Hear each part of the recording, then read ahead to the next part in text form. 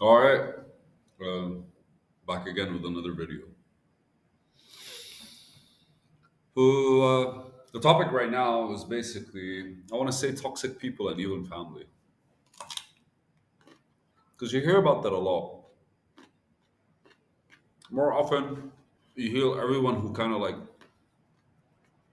is successful giving speeches or is trusted enough to be online. Or the people that kind of like have a lot of followers and the algorithm throws them your way when you're kind of like looking for something. Yeah, I would say remove toxic people from your life. And what do they mean by that?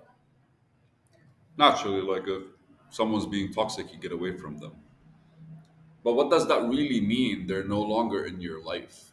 What does it really mean that they're just an existence that used to occur more frequently? Because ultimately, if you're no longer a part of my life because of your toxicity, then technically you're dead to me, right? But removing a person from you kind of makes you have to redefine yourself, right? Because a big part of, like, for example, family, a big part of who you are was for the longest time the family that you had, whatever. The friends that you have, the people that you surround yourself with. I think the reason I took this note down and is because the thought in my head was how do I engage with people that are really just capitalizing on my time and not really supporting me. And support means many things. Like there are the people that support you by saying you can do it and clap, and there are the people that support you by like physically bringing stuff to you that support what you're trying to do. Like for example, my brother got me earpods the other day. My father gave me his laptop. That kind of like that's actual like physical support. But the truth is, the harder support to find is the support that enables what you're doing, not just allows it to be an option. And I feel like that's when we like kind of like need mentors or we need peers or people that kind of think the same way as we do and have that similar mindset structure or even just passions, right? Like maybe I don't want to be a professional painter, but like ultimately to get better at painting, I need to hang around these guys that spend hours and hours and hours painting. Makes sense. So it got me thinking about the whole drama that's been happening, especially when it comes to the actual company. Like it's a person that I've known for a long time, and I've always known him to be this way, but it never happened with me because we never actually shared something in a sense where we actually like where it mattered that both of us complied or both of us were on the same track. So, and it's not that I never saw that in him, it just never approached me. And then now with this thing happening, when it comes to the e-commerce business that we're trying to start, it kind of triggered a whole chain of effects that, hey man, like he's always been this way. And for some reason he's been a part of your life. And it's funny because like until a while ago, I considered him more, I want to say I considered him closer. But over the past year or so, I only considered him as a part of my life. I stopped considering my closeness. It's not that I stopped confiding in him. It's just I found no purpose in having a conversation with him because mostly all conversations go back to his own opinions, and these are the opinions that are basically derived from the random stuff that happened in his day. There's no thought process behind why I think and feel this way, right? Right? René Descartes talks about this because he talks about the process of thinking is you literally judging every single thought and destructuring it and reassessing it. And by reassessment, he literally describes about like 40 pages, fucking brilliant analysis. but it's just a very much conscious approach to writing where he's explaining how he can, how if you have a decision to make, you kind of like have to follow your instincts, and then when the decision is made in your head, then you stop and then you have to go back. You have to follow every step of the way or figure it out, because ultimately when you make a decision it goes from point A, for example, to point Z, and then in between you have all these points, but you won't reach the smaller ones because instinctively there are things that you have in you that kind of lead to other stuff. So the first thing you'll notice is, okay, I made the decision. The second thing you notice, okay, I had to make these two decisions in order for this to be a legitimate one. And then slowly, slowly you dive into the details of why every single thing is connected. And that's how you're practically assessing your thought process.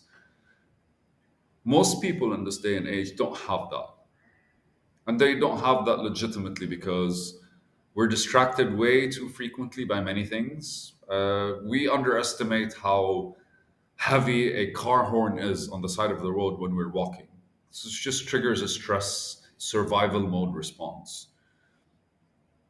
So I am intentionally over the past 4 years I've been intentionally like reading and trying to kind of like understand more about what I would want to do in order for me to understand, in order for me to understand my existence in general, not in a metaphorical sense or like a spiritual sense. But like it'll be nice to do something that you want to do, right? Most of the time we're like we don't know what we want to do. And most of that time is spent attempting stuff just for the sake of like convincing ourselves that we're trying. But the act of trying is like the trying is a horrible word because ultimately you either do something or you don't, and trying is the word we gave for the in between. Because like here's a pen. Try to grab this pen. I grabbed it. No, no, try to grab this pen. And effectively, as I try to grab this pen, I'm doing everything but grabbing it. Because the minute I grab it, I'm doing it. Even though I grab it like this, I can grab it like this, I can grab it like this, I can flimsily like grab it, I can heavily grab it, I can grab it in a strong way, I can grab it in a loose way. But ultimately, it's grabbing.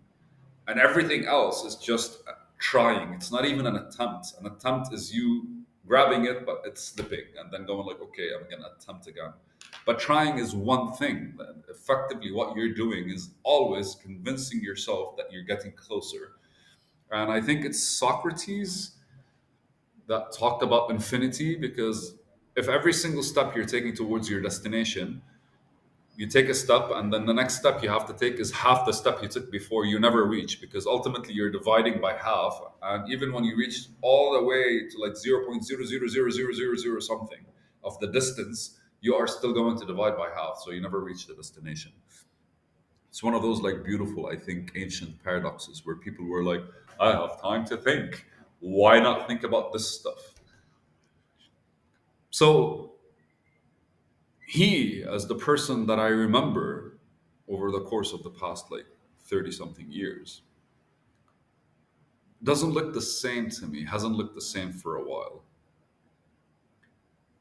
And when this happened, my response was, why is this allowed to happen? Why is such treatment slash conversation allowed to happen? Because when he first snapped at me, the first thing I thought about was he must be going through some shit. Which granted like made me not lose my shit, because the normal reaction would be like, who the fuck are you to talk to me and all that stuff. But I get it, if somebody's going through some shit, why do you have to actually like be involved if all of it is just throwing shit around? He's always been this way, and I can't judge him on that. Do I blame him? Not really, but he should take some responsibility for his actions, which he clearly doesn't want to, right? Like, I'm gonna forget I ever sent you that email. But overall, it came to me as he is as a toxic person indeed. And my initial response was, he must be going through some shit. I got nothing to do with it. which made me question my relationship with him and made me realize about a year ago, I kind of like stopped looking at him the same way. I don't know if this is an emotional thing I'm going through. It could be one of those like I'm blocking myself. But isn't like a relationship the thing that holds your emotions intact? And if it's just one out of labels, there's no substance behind it. It really has got me thinking. And I just wanted to discuss toxicity out loud. And I wanted to out loud consider the fact that when people are toxic, even if they don't mean it, I think the best thing we could do is not share that toxicity with them. Because effectively, we're taking some of the burden that they're supposed to actually hold. And if they're smart enough to kind of like get away with it, then they'll never take responsibility for it, which eventually would make what's happening right now would make me lose respect for them and stop actually seeing them the same way. I don't know if it's a shameful thing or it's just me kind of disappointed in the outcome or the fact that I'm worrying about him and I'm hoping that he would eventually change or something. Like I had to go through a lot to change. He doesn't really have to. For now, I'm choosing this life even though I plan to get out of it. I literally shaved just to like start applying for jobs. I haven't applied for a job in over 15 years, man. But yeah, man, toxic people, the best you could do is allow them to be. And even if they're not necessarily directly involved in your fucking life or in your space, it's been 4 days. And most of what I've been thinking about is that one interaction. 4 days. It's nonsense. It's horrible. It's not wasted time. It's wasted time and wasted energy. And sometimes you have to make these decisions specifically because you want to go towards something else. And the reality is you have to. It's like this obsessive nature of yours that has to be only thinking of like the one thing that you want to succeed and not all the other drama that life throws at you. Uh, what can I do, man? I just wanted to like I wanted to understand. Thanks for listening.